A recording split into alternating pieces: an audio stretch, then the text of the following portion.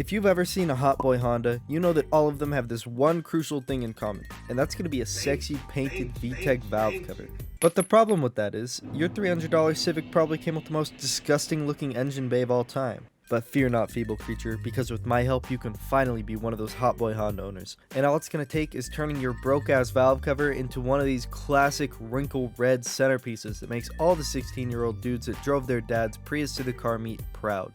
Alright guys, so last time we built the entire engine, everything is fully assembled, but obviously the main thing missing is the valve cover that goes on top. So today I'm going to finish that so that I can bolt it on, but I've got actually 4 valve covers here. And the reason I have all of these is because this is my Z6 one that I'm actually using on this head, because it says VTEC and it looks cool and it matches my head. But in the process of buying this, I somehow was stupid enough to buy 2 Accord VTEC valve covers because they look kind of the same. So yeah, I don't know how that happened. I've got all 4 of these here, so I might as well paint all of them. But the thing is, these are all in different states of decay here, with this one being peeling and corroded. This one has the paint fully intact. This one's stripped, and this one it's more polished out than this other Honda one. But basically the best way for those of you that have paint is to use aircraft remover, and I'm just gonna brush it on here.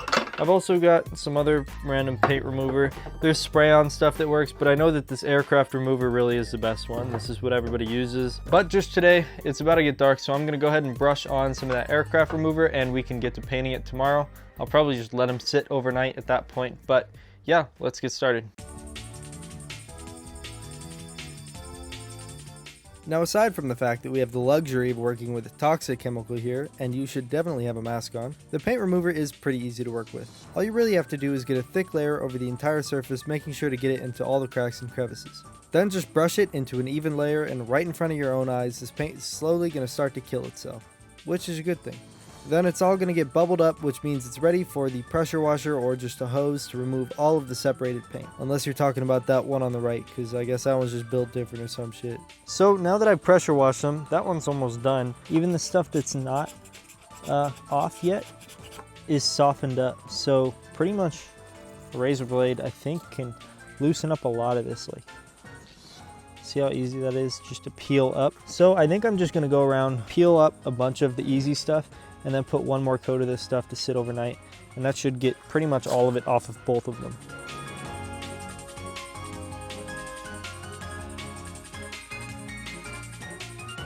Well, lesson learned, I guess. Sometimes it's going to work just perfect, and sometimes it does absolutely nothing. I mean, it does help a lot how much I was able to get off with that stuff, but unfortunately when you get to here, you're just going to have to try your best to sand it. Now obviously I'm having a great time here sanding, but in hindsight the remover probably would have worked, since I guess you're not supposed to let it dry too much and I did leave it overnight. But either way, some of you might just have to sand it, and if you do, using some of this paint thinner plus a scuff pad is a good combo for tough spots like the lettering here. So this is what it looks like after I sanded it. It's not so bad. I was able to get a lot of the stuff out of the crevices with that lacquer thinner and the Scotch-Brite pad thing, but obviously you could see the difference in effort that it took. This one is like ass and this one just came right off. Either way though, I'm going to have to sand the letters. I already did it on this one, it's just dirty so you can't really tell, but I just take a block and sand them straight. That way they're both completely flat, so it's going to be easier to sand off the paint once we actually paint it, but also it's going to get rid of all these little imperfections because we're going to have to do a lot of sanding to get that off. And you want to do it before there's paint so you don't scratch anything out.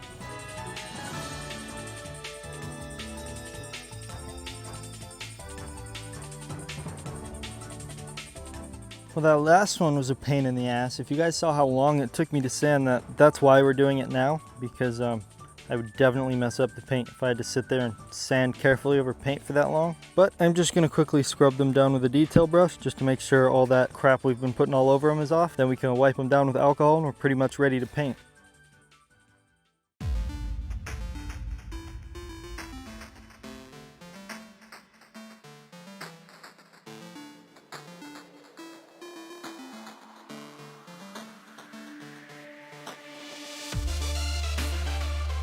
Alright, and now I've got 3 of them taped off, and I'm going to show you guys how to do it on the last one because there's a couple tricks to make it easier. One of which being a quarter fits pretty perfect over this little spot. So if you get 1/4, and then I'm just gonna lay 5 pieces of tape over it and then cut all of them out just with the razor blade against the table all at once.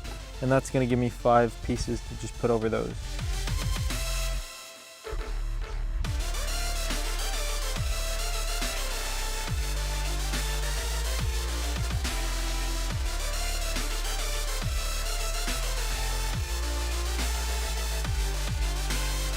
Finally, after all of that super tedious work, everything is completely prepped, taped off, and ready to spray.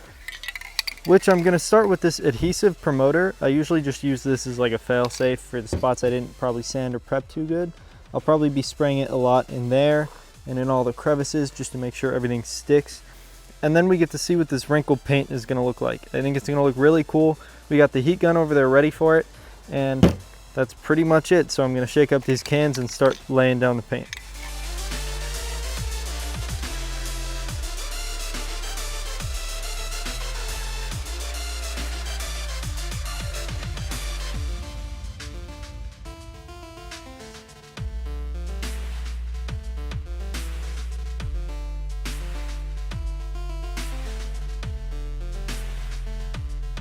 Well, this is why I did this one first and one at a time, because looking at it, it looks pretty good, especially from a distance on camera.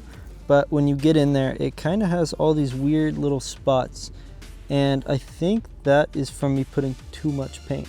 I'm going to try to go lighter on the other coats though, because I put a shit ton of paint on this one, just trying to get full coverage. But yeah, as far as not according to plan goes, I think that looks really good. Especially just in photos and stuff on an engine bay, that's gonna look plenty good. Especially with this being the worst one in terms of prep. All right, and number 2 came out a lot better. I kept the coats really light and tried my very best to keep them even while still getting full coverage. And then on top of that, I also heated really evenly and didn't overheat. So when you're heating, I kind of just did even passes this way, then this way. But once I got to the point where it started wrinkling even slightly, I just kept going at the exact same pace, maybe even sped it up if it was wrinkling really quick, and then finish whatever coat you're on, stop, because the wrinkle is delayed. So I think what I did wrong on that one, a lot of it was when I started seeing the wrinkle, I kept going because I wanted it to wrinkle as much as possible, but trust me, it'll wrinkle just enough, and you honestly don't really want that much. So just keep it light, heat. Once you see it wrinkle, just completely don't touch that spot anymore. Just get the rest to look like it. Because if you can see, this is where it started wrinkling, was on this side. And this is where a lot of the problem area is, because I probably gave it too much heat. And also here, probably got a lot more paint because I was trying to get that covered. But in the end, I mean, this one's totally passable. I really like how that turned out. As long as I can replicate that, maybe even make it a little bit better on the other two, I'll be happy.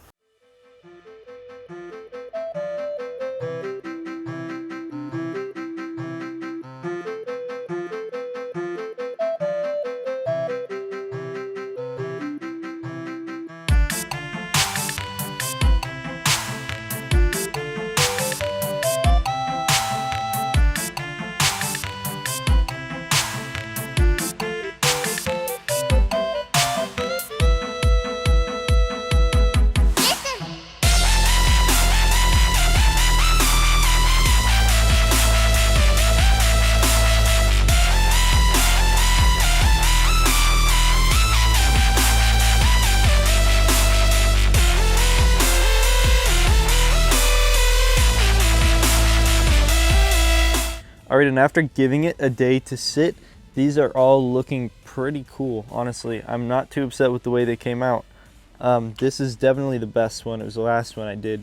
And I think that was because I was almost out of paint. I just didn't really care. I just got it barely on. But, you know, even though I didn't lay that much on, it pretty much came out good. So maybe the trick is putting less than more paint, because then it doesn't give you the chance to wrinkle up too much like it did on some of these.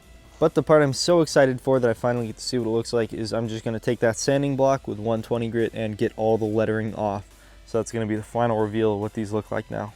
Now on this part, you can either use a really small sanding block very carefully like I did here, Or you can use whatever normal one you have lying around, using something like masking tape or a guard to make sure you don't accidentally scratch when you go too far. That's kind of what I was doing here with the sandpaper, although using just regular masking tape and taping kind of the square around the logo would work a lot better.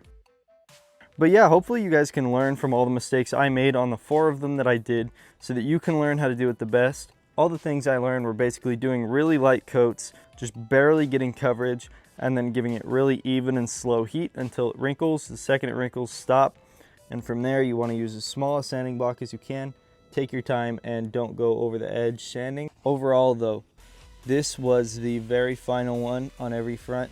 So this was going to be the one that turned out the best. Obviously not the one I'm using because that would be too smart, but this one did turn out really great. It looks actually so cool. All the lettering really makes them pop though. They look fantastic from a distance. I mean, all of them look great. So you can't really mess this up too bad, because even if you got this one, which is by far the worst one when you get close, it's got all these problems with it, but the second you get like a foot away, looks pretty good. And now for the reveal of how it actually looks installed. This thing is absolutely incredible. I just mocked up my spark plug wires and the oil cap and everything to see what it's really going to look like. And with everything, the blue timing belt, the completely chromed out aluminum painted block, everything comes together so great with this valve cover on. Now I'm super happy with it. This is definitely going to be the cleanest engine that I ever own as long as I live, and it's all mostly thanks to this valve cover that I just painted. So I hope that you guys are able to follow along and make your own valve cover look as good as mine. Thank you guys so much for watching. If it helped out, please like and subscribe. Otherwise, I will see you guys next time with the Honda engine.